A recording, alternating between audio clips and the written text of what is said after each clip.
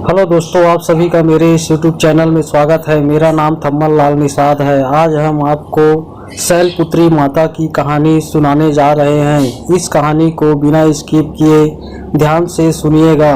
अगर आप मेरे इस चैनल पर नए हो तो मेरे इस चैनल को लाइक, शेयर और सब्सक्राइब कर दीजिएगा, क्योंकि मैं इसी प्रकार का वीडियो लाता रहता हूँ। चलिए इस वीडियो को स्टार्ट करते हैं।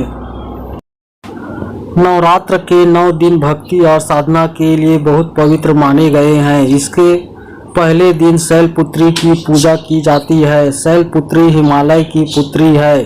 हिमालय पर्वतों का राजा है। वह अडिग है, उसे कोई हिला नहीं सकता।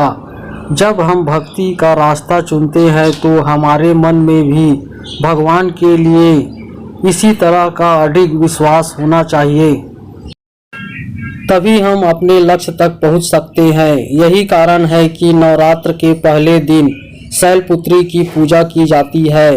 माँ शैलपुत्री की कहानी। माँ शैलपुत्री सती के नाम से भी जानी जाती है।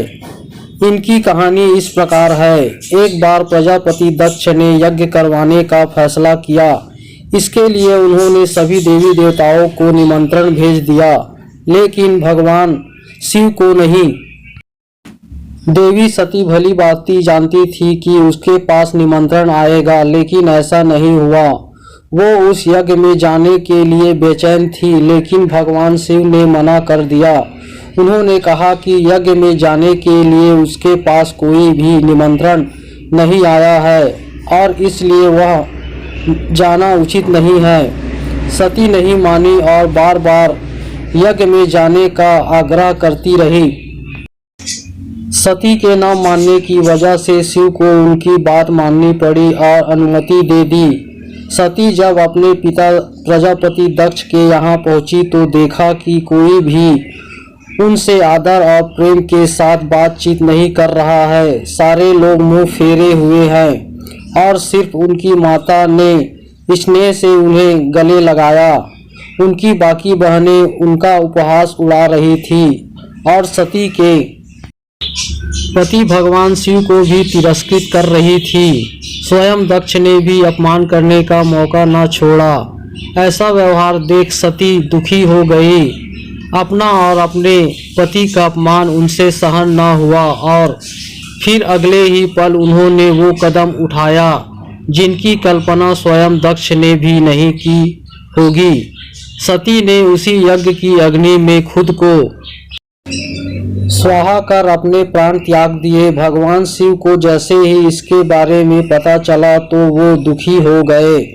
दुख और गुस्से की ज्वाला से जलते हुए शिव ने उस यज्ञ को ध्वस्त कर दिया। इसी सती ने फिर हिमालय के यहाँ जन्म लिया और वहाँ जन्म लेने की वजह से इनका नाम शैलपुत्री पड़ा।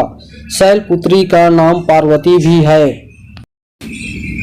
इनका विवाह भी भगवान शिव से हुआ। माँ शैलपुत्री का वास काशी नगरी वाराणसी में माना जाता है।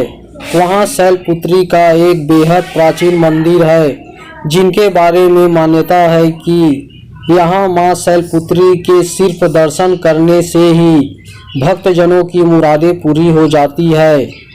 कहा तो यह भी जाता है कि नवरात्र के पहले दिन यानी प्रतिपदा को जो भी भक्त माँ शैलपुत्री के दर्शन करता है उसके सारे वैवाहिक जीवन के कष्ट दूर हो जाते हैं। क्योंकि माँ शैलपुत्री का वाहन वृषभ है, इसलिए इन्हें वृषारूढ़ा भी कहा जाता है। इनके बाएं हाथ में कमल और दाएं हाथ में त्रिशूल रहता है। हेलो दोस्तों, आपको यह माता शैलपुत्री की कहानी कैसे लगी मुझे कमेंट करके बताइएगा। अगर आप मेरे इस चैनल पर नए हो तो मेरे इस चैनल को लाइक, शेयर और सब्सक्राइब कर दीजिएगा और बगल का बेल आइकन ऑल पर सेलेक्ट कर दीजिएगा, ताकि मेरे हर वीडियो का नोटिफिकेशन आपके पास सबसे पहले पहुँचे। क्योंकि मैं इसी प्रकार का ज्ञानवर्धक कहानी बनाता रहता हूँ। इस वीडियो को देखने के लिए आप सभी का धन्यवाद।